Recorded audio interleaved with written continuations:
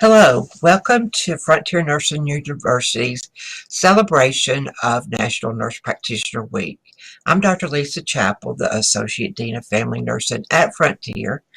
Our presenter for this session is Dr. Kathryn Arterberry. Dr. Arterberry currently serves as a clinical director of the Family Nurse Practitioner Program at Frontier. She graduated from Northwestern State University with a BSN in 1985 and with a MSN in 1994. She received her Doctorate of Nursing Practice degree from the University of Alabama in August of 2010. Volunteering and mentorship are high on her list of priorities, and she can be found serving as a nurse practitioner for underserved populations or as a mentor for colleagues who are working on their professional development. Her active schedule includes numerous church activities, community and professional presentations, and civic involvement. Dr. Arterberry. Thank you, Dr. Chappell, for that introduction, and we'll go ahead and get started with the presentation. I'm very excited to have this opportunity to talk with you about something that I'm quite passionate about. And you know who I am now, so I will click right through that slide. Now, I'm going to be talking to you about reflective practice as a leadership enhancement tool. And I need you to understand that I have been familiar with reflection as a part of growth for really my whole life. One of my first encouragements toward reflection came from my mother, and this is what she would say: go to your room and think about what you've done. And that is a quote from Essie Beavers, and it's too many years and too many dates for me to document exactly how many times that occurred. So come to find out that my mother has been instrumental in my leadership journey as I reflected in my room. And I had to reflect quite a bit as a child. And hence this important quote that we get from John Dewey, who is an American philosopher and really is a founder of the philosophical movement of pragmatism or experiential learning. We do not learn from experience, we learn from reflecting on experience. And so that's what I want to talk to you about today. There's a couple of objectives that I want to meet while we have this time together, and the first of which is I want you to be able to understand what reflective practice actually is. Some of you may be quite familiar with the term, and others of you may not be as familiar with the term, but by the end of this presentation, we'll be able to have a great discussion about that. I want you to be able to identify two methods of reflection that will be useful for you to use in improving your leadership skills. And the third objective is to be able to apply reflective practice to a leadership case study, or to take something out of your leadership life or journey, some situation that you've encountered, and apply reflection to that situation.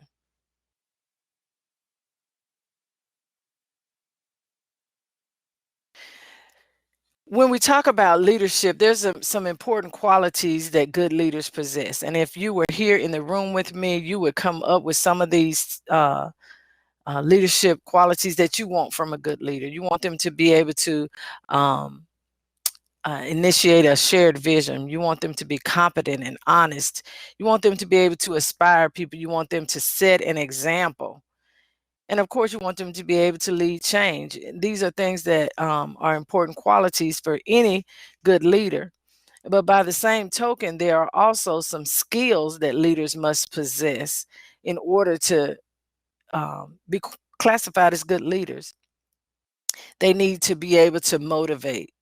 They need to be able to train. They need to be able to garner respect. They need to be able to inspire. These are skills that they have to possess in order to be good leaders.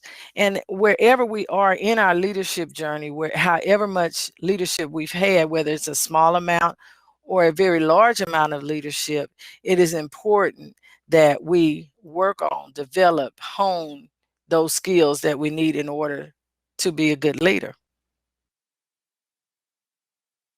Now, there are some skills that are often overlooked when we talk about good leaders.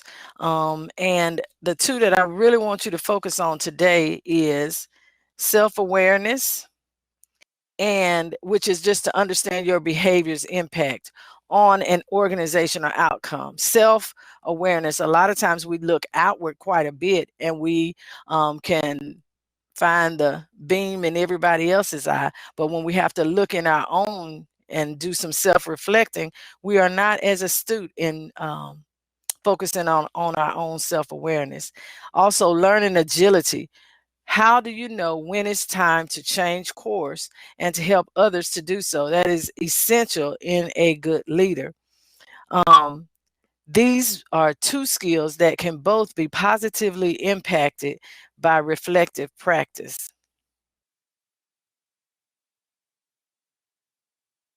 There's definitely a relationship between leadership and reflection. Those leaders who have exemplary leadership are often reflective leaders. They look at inwardly at themselves, and as they reflect more, their leadership improves. As their leadership improves, they tend to reflect more, which causes their leadership to improve. So there definitely is a relationship between leadership and reflection. And because they both lead to an improvement in the other, I think it's very important that we talk about them together, and how they relate together. So before I talk about what reflection is, I want to talk about what reflection is not. And I must give credit to one of my colleagues, Dr. Mack, who recently wrote an article for the FNU student newsletter about what reflection is and is not. And she did a great job with that. So I just want to tell you that reflection is not a narrative retelling of the events. It's not just saying what happened over and over and over again. If that was reflection, then there's a lot of that going on. But there's a very significant difference between just retelling the events over and over again. And we'll talk a little bit more about that in a little bit.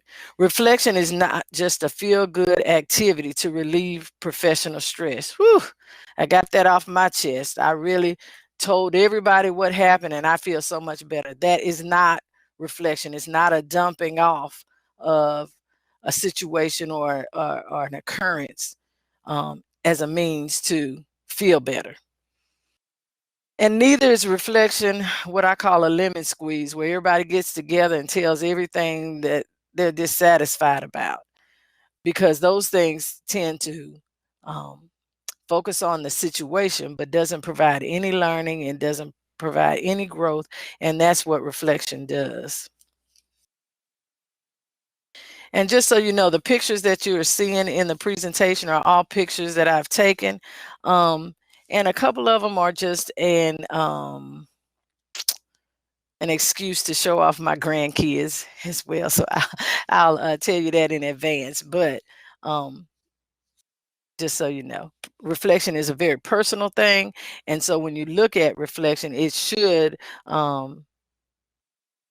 mirror the things that are occurring in your life, because reflection works not only in your workplace, but it works at home, it works at wherever you find yourself. Using these reflective skills can make you a better communicator and a better leader in all those areas of your life. So now let's talk a little bit about what reflection is. And according to CIPD, and I'm going to give you these references, will be available upon request, but reflective practice is the foundation of professional development. It makes meaning from experience and it transforms insights into practical strategies for personal growth and organizational impact. So you see that reflection has activity associated with it. It is not simply thinking about the occurrence of the situation, but it promotes it provides insights, and it provides practical strategies for personal growth and organizational impact. Let's look a little deeper. So what does reflection do? And this is my first, my granddaughter. And she is, you see her there with a new dress on. She's shopping for a new dress. But what reflection does, it allows you to challenge assumptions, and it allows you to review current practices. When you reflect on a thing, even though it has occurred already in the past, it requires a leader, it allows a leader to say, what if? And those are two very important words when you're looking at reflection. What if I had done this differently? What if this had happened? So you can review your current practices. This is what I did. What if I had done something different? And you can recognize harmful ways of being, so that, wow, I recognize that in that situation, I became defensive. That's a harmful way of being. How can I change and get a different practical strategy for how to handle when something happens to me that makes me want to be defensive? And it also helps you to develop new ways of working. Remember, it is, the purpose of it is to get practical strategies for personal growth and organizational impact. When you think about a carpenter, they have tools. When you think about an architect, they have their drawing, graphic design instruments and everything. But a leader has only themselves. And so you have to, if you're going to increase and improve your skills, you have to look inward, and you have to work on self as a way of improving your leadership. Reflection often gives you a more full picture of what is actually going on. So when you look with a reflection, you see that not only is my granddaughter shopping for a dress, but she's actually doing her happy dance because she really likes this dress. So that's what reflection does. It gives you a broader picture of what the reality of the situation is. Because we can look at the first picture and say we can see exactly what's going on, but we don't have the full picture. So reflection allows you to see a more full picture of exactly what's going on.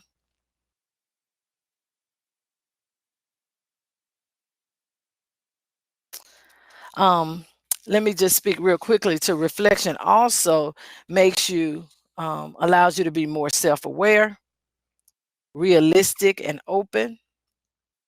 It can cause you to be more courageous, more empowered to meet the needs of those that you're working with, because you have that fuller picture.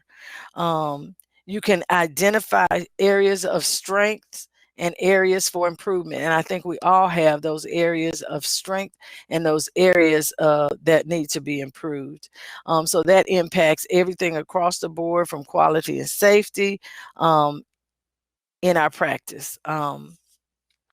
When we use reflection, it also makes us more able to deal with our emotional challenges and fears. How many times have we not done what we know to be the right thing because of some feeling challenged or having some fear about what the outcome will be? When you are more self-aware, you are much more able to deal with those emotional challenges and fears.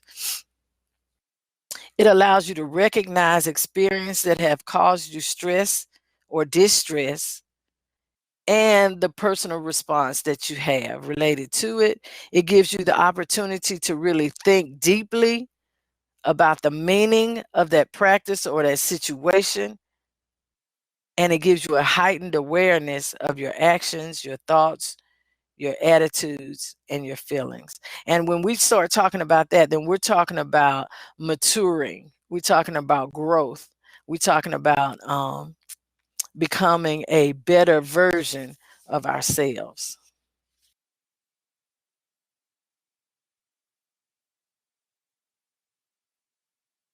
So when we talked about reflection as an exploration of your experience, as an analysis of your thoughts and feelings to inform your next learning process.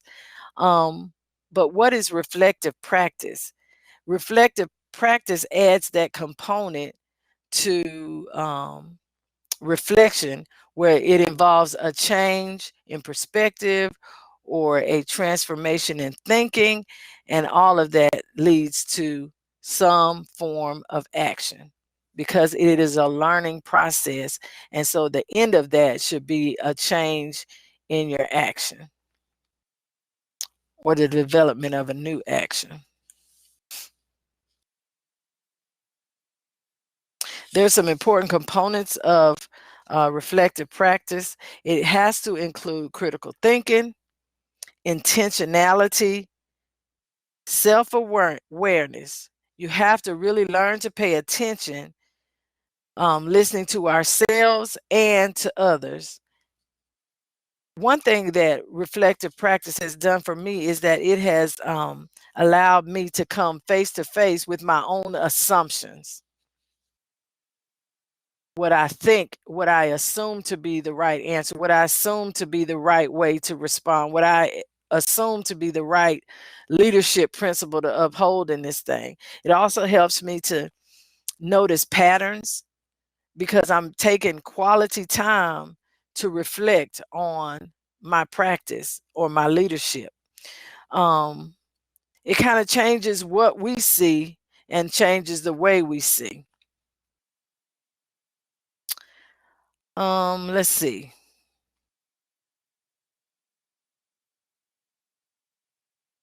Okay, so let's go on to the next one.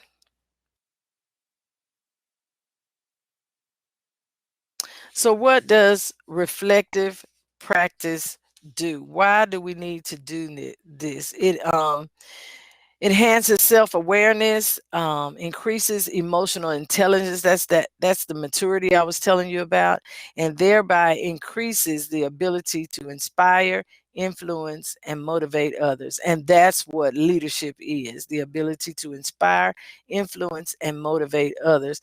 And you know, we're all about hashtags now, so that's hashtag lead. That's what reflective practice does.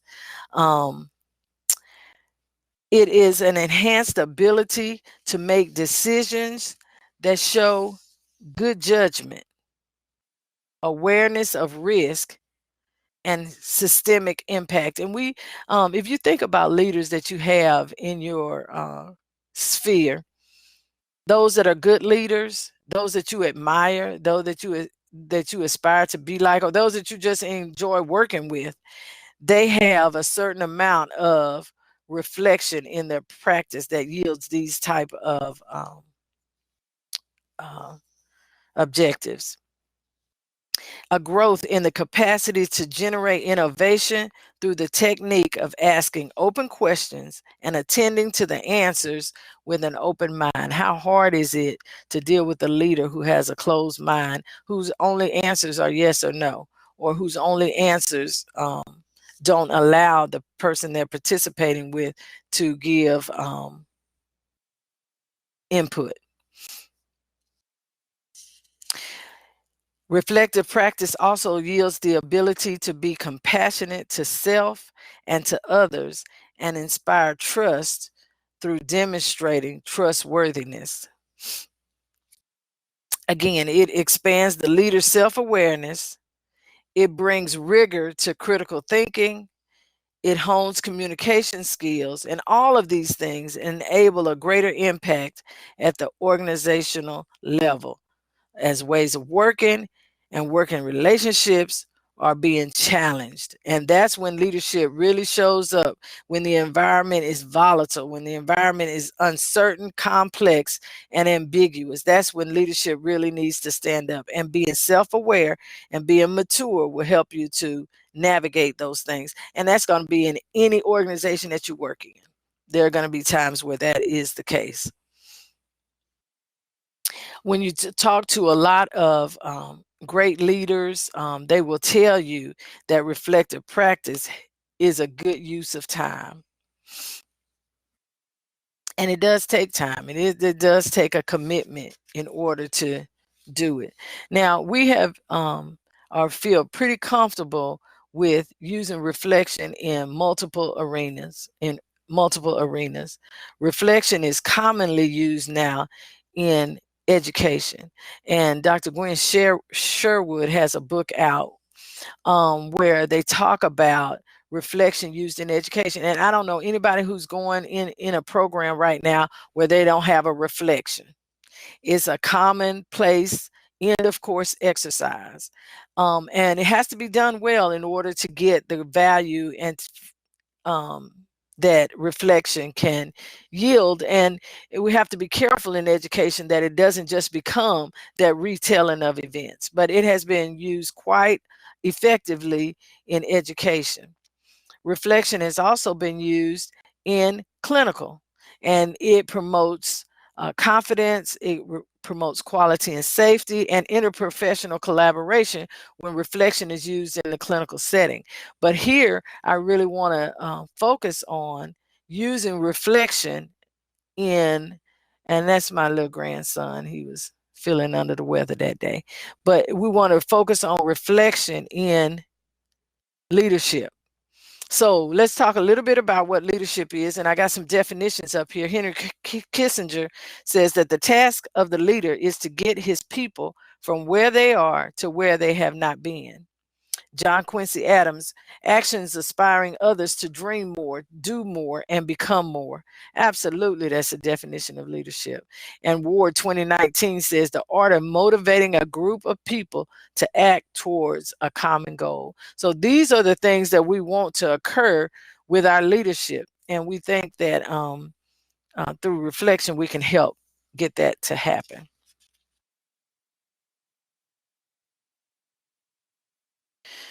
There's a thing called leadership intelligence, and this definition is kind of long, but the Webster New World Dictionary defines leadership intelligence as the degree to which a leader is able to use the faculty of reason, the ability to learn from experience, to otherwise acquire and retain knowledge, and to respond to successfully to new situations, to guide or show others to an effective course of action or thought. And when I look at this picture, it's one of my favorite pictures. It's my mother who sent me to my room to reflect, and her great granddaughter, who is my granddaughter. Now, who do you think is the leader in this picture? It's not my mother who sits around playing with Mardi Gras beads in the middle of the day, but it's my granddaughter, Genesis, who has showed her an effective course of action, what she wanted her to do, for them to have a play date. And so leadership, this occurs on all levels. But when you come back to full circle, back to reflective practice as a means to enhance leadership, and this is how it all fits together. So again, reflective practice is the ability to reflect on one's actions so as to engage in a process of continuous learning. That continuous learning, growing, and changing action is the part that makes it practice and not just reflection. So how do we do it? How do we start this reflective practice every day? There is a couple of stages to critical to reflection. So the first stage is called critical reflection, and that's really is looking at the situation. The first thing you have to do in that stage is, which is the stage of developing a critical reflection strategy on your experience. Donald Schoen described it as the capacity to reflect on action so as to engage in this process of continuous learning. But there's 4 stages of this first stage. The first one is to re-inhabit, and that really is reliving the experience. And sometimes this can be difficult, especially when you did not respond exactly the way you would have liked to respond, or if something did not turn out the way you would have liked it to turn out, if it had a negative result rather than a positive result. But reflection is beneficial whether the result is positive or negative. But you want to re-inhabit or relive the experience. What just happened? Then you put in that piece called reflection, and you notice what was going on. So you have to turn to that mirror like my granddaughter so you can see the full picture. You need to know what was going on in that room, who else was being impacted, what, look at the full picture. And then you want to review, you want to critically analyze the situation. And this takes some being grown up, because of some of what you were going to see are things that you didn't do well. Because what we want to do is enhance our leadership, right? So that's where the mirror really needs to be facing, so that we can see what we were using critical analysis, how we responded in that situation. Because there's some things we do well, there's some things we could have done better, and then we have to reframe it. Okay, that situation is over. There's no going back to it. But what can we do so the next time that this situation occurs, that we have some tools and skills and another option than the one that we chose the first time, if we need it. So we need to re-inhabit, which is to relive the experience. We need to reflect. We need to get a full picture of what's going on.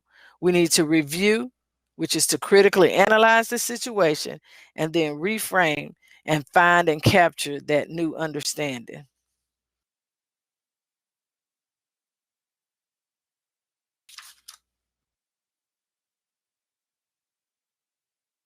The second stage is reflection in action. This is where you start to notice patterns and use the information to guide your actions. It's the ability to think on your feet. This involves, after you have done the reflective process a number of times, then it gets to be where you can go through those stages that we just talked about quite quickly and come to a resolve about what to do prior to your action in a situation. It's the ability to think on your feet. So you have to start noticing your patterns of thoughts. Okay, this is what really triggers me into becoming defensive, and I don't want to be defensive. I want to go a different directions. I want to be open-minded here. You want to be aware of feelings and physical responses as they happen, and use this information to choose what to do moment by moment. And this only comes from practice. This only comes from doing this over and over until it becomes a part of your normal circumstance and happenstance.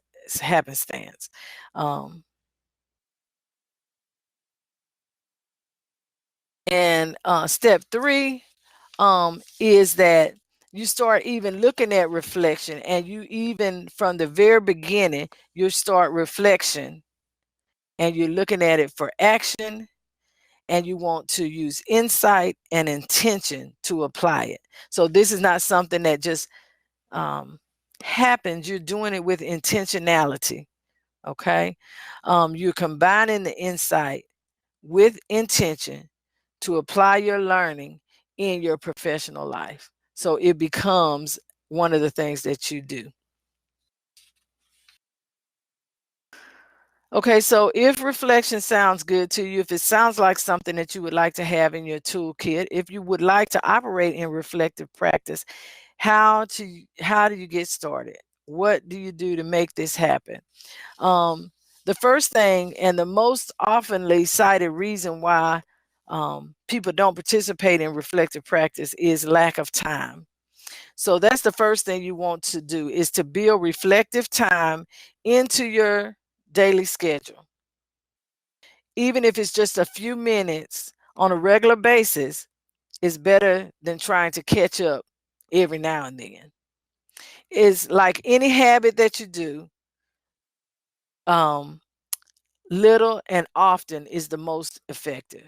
So rather than waiting to the end of the week to reflect on everything that's going on that week, it's better to reflect at the end of the day.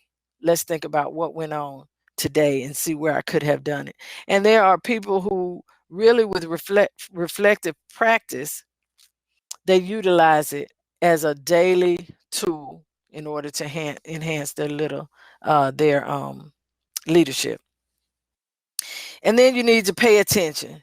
Make a conscious effort when you get ready to reflect to minimize distractions. This is not something you can do with the dog barking in the background, the kids running through the kitchen, and while you cooking and all that. You need to set aside some time, make a conscious effort to pay attention to what you're doing. Put the phone out of earshot and out of sight line. And that's real difficult for us today. We are connected to our phones 24/7, but when you're reflecting, you really need some uninterrupted time. If you're writing directly on your computer, and we're going to talk about some ways to do it, you may want to go offline to keep those emails from dinging in, and for those Google Hangout requests from pinging in and attracting your attention. Find a space where you're not likely to be interrupted. And you may even want to consider headphones in a noisy environment. The third thing, how do you get started, is to pace yourself. Reflection requires that you make a conscious effort to slow down. This is where mindfulness can come in. Be present in what you're doing at that time. Then use this as a way of putting yourself in this present moment. A lot of people will say that if you are going to reflect, just take a minute of breathing from your diaphragm, breathing in through your mouth, out through your nose, and all of that, to kind of settle yourself down, to relax yourself, and so you can put yourself in a reflective state of mind. Even if you have only a few minutes for your reflective practice, make every minute count, because we're not talking about you have to set aside an hour here. We're not saying you have to set aside your whole lunch break. But what time you do use, you want it to be effective. And then the fourth thing is to be curious. Approach your reflective practice without judgment or self-criticism. A lot of times we'll fall into the habit of just beating ourselves up because we didn't do it the way we felt or thought we should do it. This is not what reflection is about. There's no right way to do this. You are doing this for yourself, not for anyone else. So you take your time, you pay attention, you pace yourself, and then you get curious about what it is that you really want to look at without being critical. So how are we going to do this? Some people can reflect in one way, and others use another way to do it. But I'm going to give you a couple of ways that I think may help you as you start into the reflective practice journey. The first one, and this is one that I'm drawn toward because I'm more of a writer, is to try writing it out. And we all know about journaling, but when you're looking at reflective practice and you are a writer, and that's the way you like to communicate, then you may do a reflection in 3 questions. Step 1, notes about the incident, situation, or day. Just kind of what went well. What about that you really thought that you did a great job in? Question 2, what could have gone better? And then goals for the interaction or the next interaction or the next day. 3 easy questions that you can use to kind of get your mind targeted toward writing out your reflective journal. There are a number of templates that you could use. This is just one, the 3-question reflection. There's another one. This one is a writing one. It uses Gibbs reflective cycle. You may be familiar with it, but it really takes you through those steps that we talked about. So if you have a little bit more time, what happened? That's, putting you reliving the experience. What were you thinking and feeling. Okay, we're talking about looking inward. We're talking about looking at ourselves in order to make ourselves better leaders. So you have to be able to acknowledge those thoughts and feelings that you were having, some of which may have been very positive and some of which you will never tell anybody what you were thinking or feeling at that time. But you have to be able to self-reflect and then evaluate what was good and bad about the experience. That's the what went well and what could have gone better. What sense can you make out of the situation? Put it into perspective. What does all this mean?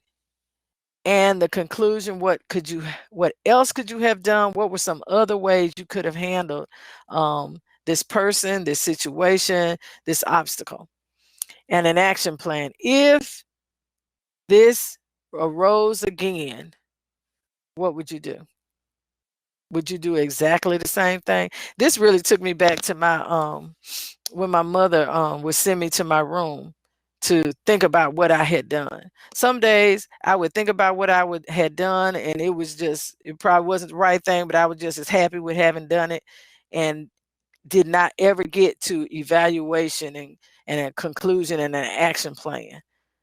Some days I just totally zoned out. I went in my room and tried to fall asleep. That's no reflection going on. But there were days that I actually went in my room and thought about. Usually I had done something to my little sister. I thought about what I had done, why I had done it, and if she did what she did again, would I have the same response? And that's why me and my little sister have a really good relationship now, because I had to work on myself a little bit there.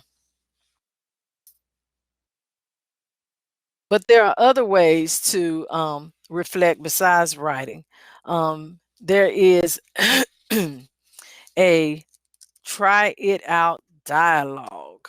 Dialogue. How about talking it out? This one really works well if you are reflecting with a group. And yes, reflection can be done with the group. It takes a little bit more work. You have to develop a sense of shared inquiry. It's a way of thinking together, a way of reflecting together through dialogue, through proper speaking. William Isaacs came up with this dialogue as a means of the art of thinking together. That's a book, Dialogue, the Art of Thinking Together by William Isaacs. And I won't even pretend to be an expert on using dialogue in the manner that he has here, but I did want to mention it to you because it is a living experience of inquiry within and between people, and there are ways of talking that will squash self-reflective tendencies, and then there's way of talking that will enhance those self-reflective acts. And here you can see on this when you're talking nice and you're just being polite, you're not going to do a whole lot of reflective activity. When you're talking tough and you're conflicted and really talking and not listening, it really doesn't promote self-reflective speech. But when you go into the generative dialogue and the reflective dialogue, that's where there can be a coming together. If you want to know more about that, I would suggest that you get his book, and I'm about halfway through his book on how to the art of thinking together. Because we have to, and in these days and times, it's really important that we embrace different points of view. It's really important that we let go of our normal go-to reactions and what we believe is being said, and instead go into a dialogue that involves learning to let go of these reactions and become aware of the flow of new possibilities. Finding a new way to talk, to think, and to act together makes it possible to talk across our differences and invent new directions for the future. Without this kind of dialogue, we're going to stay stuck in the same rut. Nobody hearing what the other one is saying. So this is a way to move a group forward, just like we did self-reflection with the journaling. Some people do their self-reflection best when they are in a state of exercise, meditation. All of those are ways, valid ways to begin the self-reflective process. In any of them, though, I want you to make sure that if you are in this dialogue situation, that you are listening, that you're operating out of respect, that you're suspending your own opinions. You have not already developed your own response before the person finished speaking. You are suspending, and then when you're ready to talk, you're voicing. You have to be able to speak your own voice, find your own authority. And these types of dialogues work better when we decrease the power gap. When if there's a power difference in your roles, the conversation is never going to really get reflective. You have to be able to cut out the power part and just do away with your differences to gain access to this new information and to this new action. To me, it's that what do they call it? That community intelligence, allowing everybody to participate in that solution. What I'm hoping that you're getting from this today is that you can take any of these principles, ideas, skills, and utilize them in your leadership ability, in your leadership environment, to make yourself a better leader, to respond more appropriately the next time, to give yourself a broader breadth of skills and responses. So in wrapping up, I want you to understand that reflection and practice can develop leadership skills that are often overlooked. Reflective practice does require time, consistency, and intention. So it's not something you can just say you're going to do. So when you do your 2020 vision board, think about adding reflective practice to your vision board and make a plan for how you're going to get it done. Reflective practice yields changed perceptions, self-awareness, and maturity. And just like my grandson, you can be a superhero at self-reflection if you work at it.